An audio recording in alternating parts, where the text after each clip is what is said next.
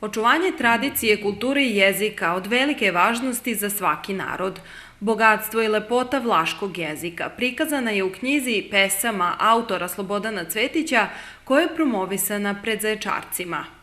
Osnovni cilj i želja svih nas koji se bavimo kulturnom baštinom jeste da sačuvamo jezik i pismo, kao i sve drugo što je bitno za jednu zajednicu, a to su kultura, tradicija, običaji, nošnja, folklor, stari zanati, stari alati.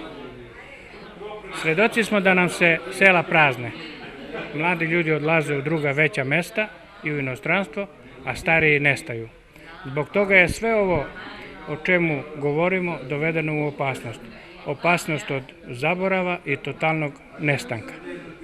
Da bismo sve to sačuvali, kada su stvari, odnosno predmeti u pitanju, moramo fizički da ih sačuvamo. A kada je u pitanju jezik, moramo što više da ga koristimo i da to prenosimo na našu decu i unuke. Ne bismo smeli da dozvolimo da nam deca uče i govore neke druge jezike, a da zaborave svoj maternji jezik. Ja sam u mojim pesmama o kojima smo večeras govorili opisao bogatstvo i lepotu, prikazao bogatstvo i lepotu vlaškog jezika. Opisao sam u njima sve ljudske osjećaje, životne događaje, prirodu, lepotu, sreću i ljubav.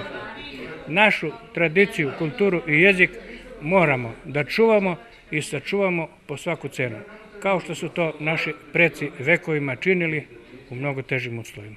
Na promociji knjige nastupila je etno grupa Gergina.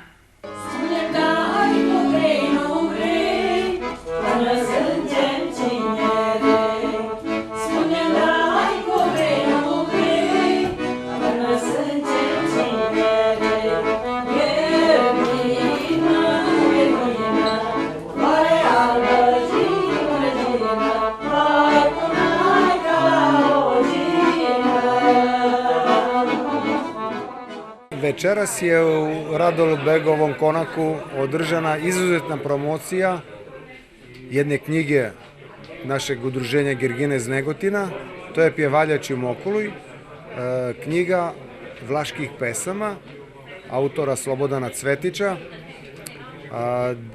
Udruženje Gergina je izdavač ove knjige.